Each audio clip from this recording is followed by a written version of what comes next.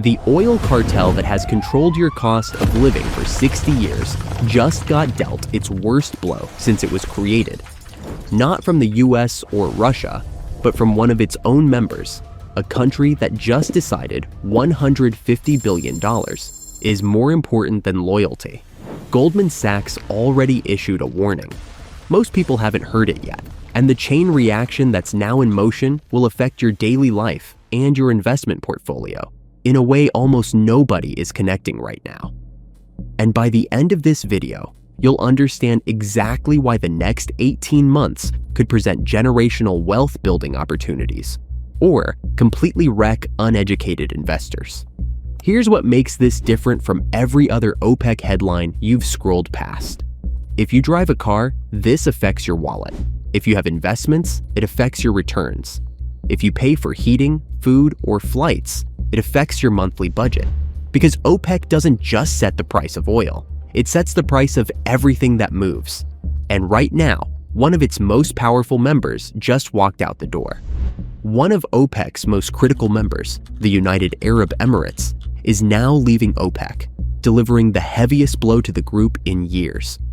Reuters describes this move as a shock to the organization, noting that the Emirates is the largest producer to leave the bloc in recent years. But to understand why this is so dangerous, you first need to understand the machine the UAE just broke. And the part almost nobody understands is how this machine really operates behind the scenes. OPEC is an intergovernmental organization founded in Baghdad in September 1960 by 5 countries: Iran, Iraq, Kuwait, Saudi Arabia, and Venezuela. Their stated goal sounds reasonable: coordinate oil policies and pursue fair and stable prices. Their actual goal is simpler: control supply to keep prices high. Put simply, this is a group of nations that manipulates global markets in their favor. In 2016, OPEC pulled in major producers from outside its ranks, led by Russia, in the broader OPEC Plus format to maintain its grip on global markets. But here's the thing nobody tells you about cartels. Many people think of OPEC as some eternal, impenetrable club. In reality, it has always been an alliance of nations with different interests, different budgets, different regimes, and different ambitions. Some members want high oil prices because they need revenue. Others want higher production volumes because they've invested in new capacity and don't want expensive assets sitting idle. Others have geopolitical conflicts with each other. A cartel only works when everyone agrees to lose a little, so they can all win a lot.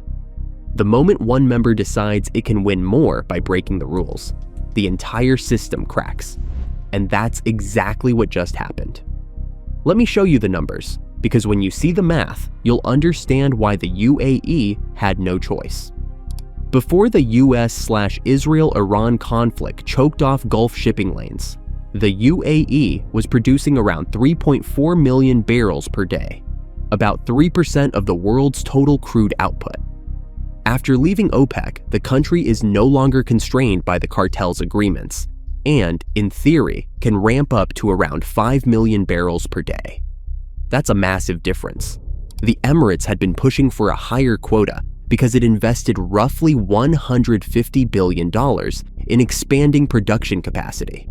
They don't just want a higher price, they want to monetize their investment by selling more. This is the part most people don't get. Let me break it down with simple math. Say there's country A that produces oil at $50 per barrel and can pump 1 million barrels a day. If the market price is $100, country A earns $50 million per day. Now imagine country B. It can pump 5 million barrels per day at just $30 per barrel. Country B is perfectly happy with oil at $60 because $30 profit times 5 million barrels equals $150 million per day. For country B, $60 oil is great. For country A, $60 oil is a disaster. Only $10 profit per barrel, only 1 million barrels a day. So here's the question that the entire oil market is now asking. Think about it. If you were in the UAE, what would you do? Would you stay in a cartel that prevents you from selling the oil you've invested $150 billion to produce? Of course you wouldn't, and neither did they. But their exit isn't just a business decision. It's the opening shot in a clash between two giants. And what happens next between these two countries will determine whether oil prices go up or down for the next decade. Saudi Arabia has traditionally been the de facto leader of OPEC. It has a production capacity of around 12.5 million barrels per day, though it's kept actual output below 10 million in recent years. Saudi Arabia is the country with the greatest reserve muscle, the ability to flood or starve the market at will. That's why Saudi Arabia has always set the rhythm. They decide when OPEC cuts, and everyone else falls in line. But the Emirates no longer wants to play a secondary role. And here's what most analyses completely miss. The UAE's departure is the culmination of a deeper rift that has been building for years. The tensions aren't only about oil. They have diverging positions on Yemen, Sudan, Somalia, and very different regional visions.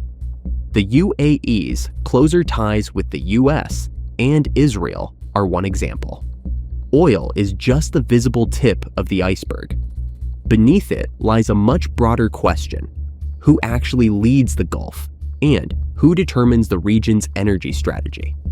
So this isn't just two countries arguing about barrels.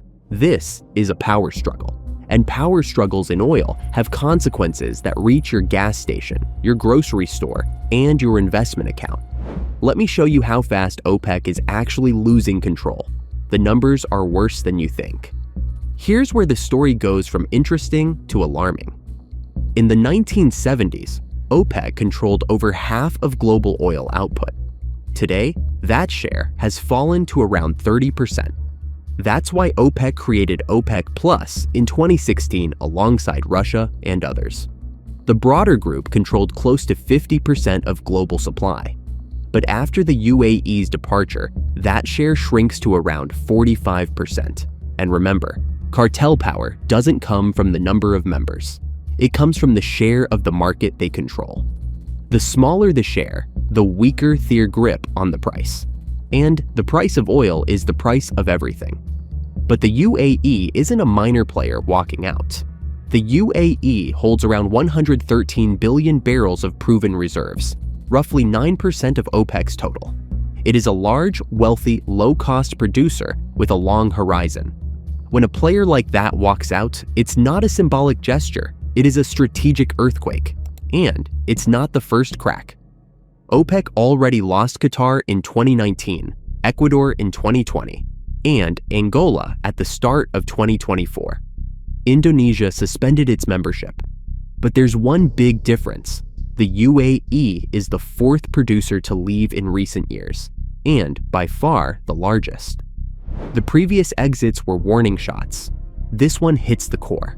And here's where most people stop their analysis. They see the exit, they see the headlines, and they think they understand the story. They don't. Because there's a trap hiding in the short-term data, and if you fall for it, it will cost you money. This is the part of the video that will save you or cost you money, depending on whether you understand it. OPEC will survive, for now. But survival and strength are not the same thing. Surviving doesn't mean you can control the price the way you once did. If the cartel is weaker, if its discipline is weaker, if one of the largest low-cost producers is now outside the quota system with every incentive to sell more, then the long-term pressure on oil prices logically shifts downward.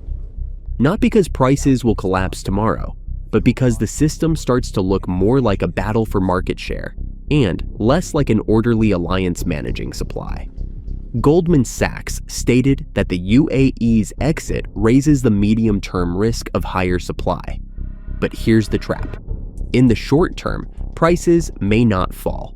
They may even stay elevated. The reason is geopolitics. The war involving Iran, the Strait of Hormuz restrictions, and broader supply risks can overshadow the exit's impact. So the trap is this. People see oil prices staying high right now and conclude that the UAE exit doesn't matter. That's exactly wrong. Short-term noise is hiding a long-term structural shift. Every war ends. And when sea routes normalize and production recovers, the downward logic kicks in. When oil prices are structurally lower, inflation is easier to contain, global productivity rises, and consumers worldwide keep more of their money. That's the trade that's setting up right now. The question is whether you'll position for it before or after everyone else figures this out. If this breakdown gave you clarity you're not getting from the news, subscribe and like the video. It's free for you, and it helps us reach more people who need to understand what's really happening in the global economy. Now, you understand the story. Here's what to do with it. 4 things to watch from here on. 1. Whether the Strait of Hormuz and Gulf exports normalize. This is the trigger that removes the short-term noise. 2. Whether the Emirates actually ramp up production after their exit. 3. How Saudi Arabia and Russia respond.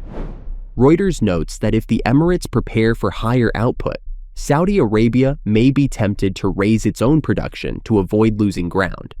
And when 2 very low-cost producers fight for market share, history rarely ends with high prices. 4. Whether other OPEC members start asking themselves whether the restrictions are still worth it. And there's one more thing you need to understand. ADNOC, the UAE's state oil company, is targeting 5 million barrels per day by 2027. Abu Dhabi is not preparing to be a quiet, passive former member. It is preparing to sell more while it still can. And that while it still can is worth sitting with for a second.